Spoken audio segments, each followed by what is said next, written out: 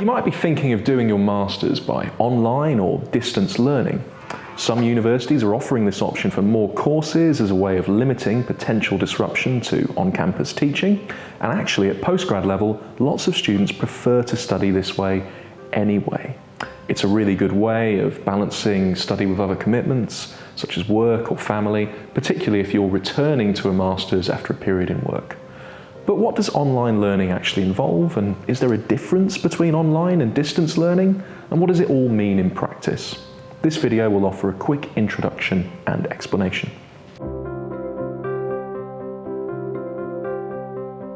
You might come across a few different terms to do with online or distance learning.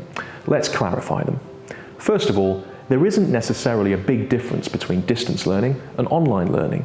Back in the day, distance learning used to mean studying remotely by correspondence, so sometimes literally sending materials back and forth in the post. Obviously, this all takes place online now, so an online Masters and a distance learning Masters are essentially the same thing. You might also come across references to something called blended learning. Now, blended learning, as it suggests, is a blend of online and on-campus learning.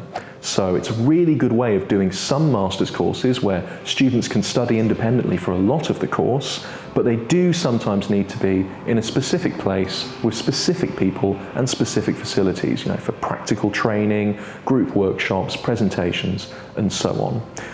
You may also see universities using blended learning currently as a way of transitioning students from online study in the first term to on-campus study in the second term when it's safe to do so. If you're not sure about any of this, check the course description for the actual Masters you're thinking about. Terms like online and distance and blended learning get used slightly differently by different universities, so check if you're not sure, and indeed get in touch with the university if there's anything you'd like to clarify. So how different is studying online from studying on campus? Well, if you're used to studying on campus for your undergraduate degree, then sure, an online Masters will be quite a different experience. But here's the thing. It won't necessarily be hugely different from studying a Masters on campus. The reason for this is that all postgraduate degrees are much more independent. You will of course still have timetabled seminars and classes and so on, but you'll spend much more of your time preparing for these independently, doing independent self-directed study and research. And that process is kind of the same whether or not your class eventually takes place in a physical seminar room or an online discussion platform. The opportunity to work online can actually benefit Masters degrees in some ways as well. So postgraduate study, one of the best things about postgraduate study is the opportunity to connect more directly with your peers and with your tutors, more directly, more frequently, discussing their ideas, their current academic work, and your ideas. And having the opportunity to do that asynchronously, rather than always needing to be in a classroom, can be really helpful. And a lot of online programs are designed to do that. It's also worth bearing in mind that all Masters degrees involve a substantial amount of independent research. So even taught Masters courses like MAs and MScs will end with a big dissertation project, and there are actually research Masters courses like MRes qualifications and MPhil degrees that are primarily about independent project work.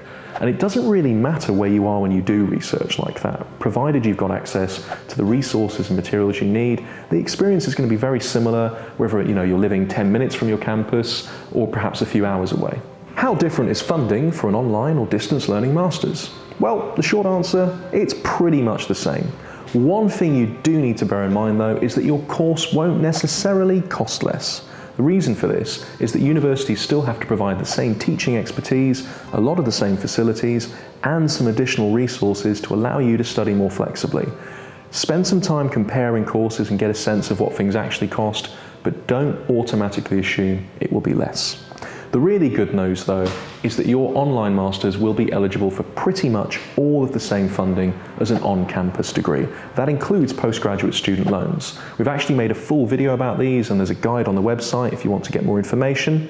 One thing to bear in mind for now though is that when you apply for a postgraduate loan for a distance learning or online Masters, you do need to still be resident in the country you're applying for a postgrad loan from at the start of your course. Things get a bit more flexible afterwards. Needless to say, an online Masters is also a lot easier to fit around other commitments, including work. So, even if it doesn't cost less, it might be more affordable. Here are a few tips if you're thinking about an online or distance learning Masters. Number one, check the details for the course you're considering. Online and distance learning can mean slightly different things in different situations and at different universities. Understand what's expected of you and how the course is actually going to run.